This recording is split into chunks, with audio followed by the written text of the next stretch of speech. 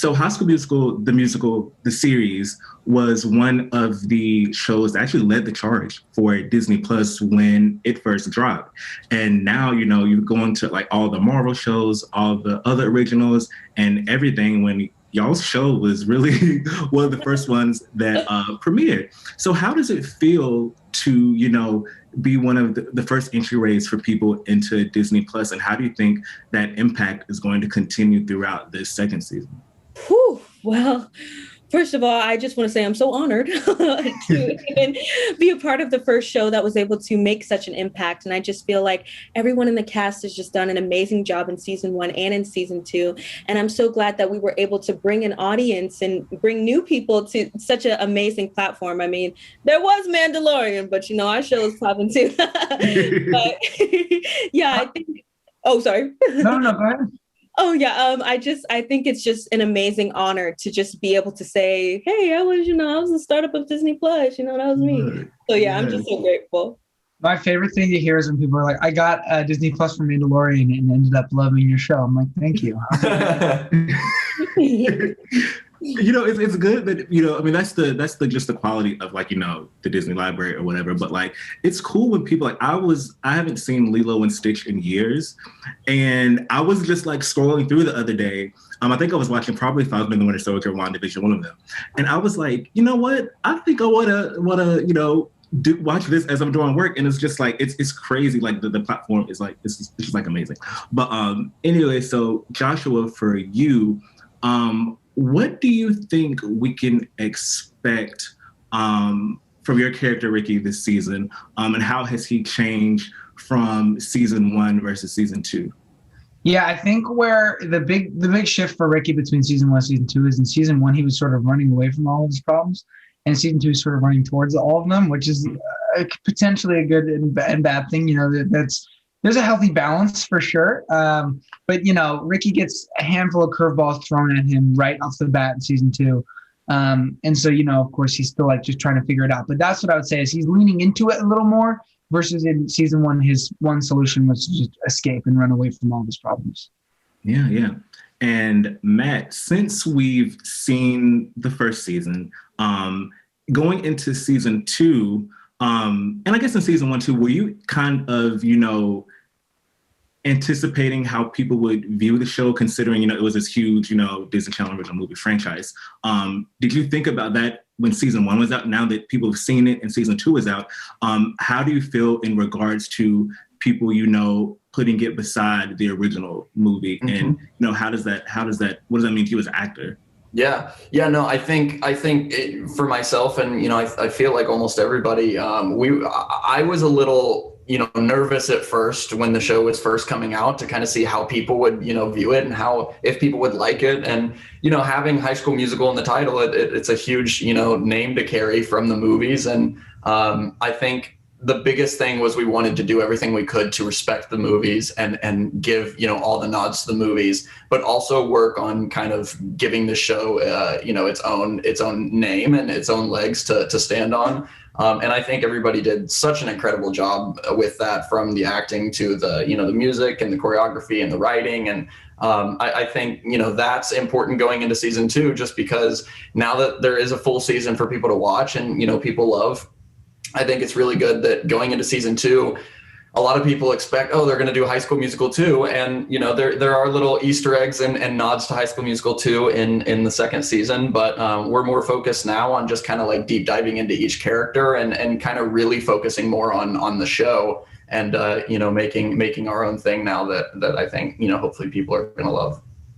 Yeah. And for all of you all, this is a fun question. If you could explain or describe this upcoming season in one word, what would that word be and why? Ooh, my word. Oh, sorry. Go. Oh, okay. My word would be juicy, because a lot of stuff goes down this season that you wouldn't expect. A lot of drama. You will be clutching your pearls. I know I did. And a lot of bops. So it's very juicy and everything. Wow, that's perfect. I love it. I was going to say explosive. There's a lot of things about this this season that's very explosive. I don't know why, but that word just came to mind immediately, and I was like, that's the one I'm going with. It's so explosive. So we have juicy and explosive. And I'm gonna say hectic, but in a good way, a good hectic, because there's hectic parentheses, but in a good way. But in a good way. There's like Dara said, there's so much that goes on and so much that happens that like you're always bouncing from this to this to this to this, and then there's a bunch of new characters, so kind of storylines with them and how the group kind of responds to them and the competition there, and it's definitely hectic, but it's so amazing. I feel like now I'm all over the place. I'm like, okay, this can go in so many different directions, because I mean, I've only seen a few episodes, but I'm feeling like it's going to be a treat for viewers to check out. And Dara, if you could pick out one character from the High School Musical franchise that could be like, I guess, like a special guest star in an upcoming season of the show, who would that be? Beyonce and Blue Ivy. You know it. Blue Ivy's a Grammy winner right now anyway, so I mean that kind of adds to the credits of that. Yes, she's a Grammy winner, actress, everything, all of the above. Yes. I don't know if we have the budget for it, but I would love to have it. I would. We should make the budget. Yeah, you're right. We'll make a budget for Beyonce. Put Beyonce, Disney Plus, or Friends. Yeah, they'll do it. Yeah. I mean, it could be like it doesn't have to. It could be like a special episode, though. I think it would fit. Yeah. I think it would fit nicely.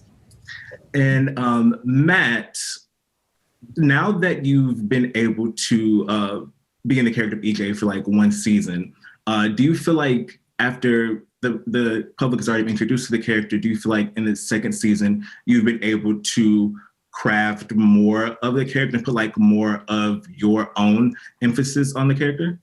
Yeah, I think that's something that was, super interesting in season one was, for the show in general and each character and myself playing EJ, it was kind of a roller coaster of trying to figure out who each character was and just kind of find the flow of the character in the show.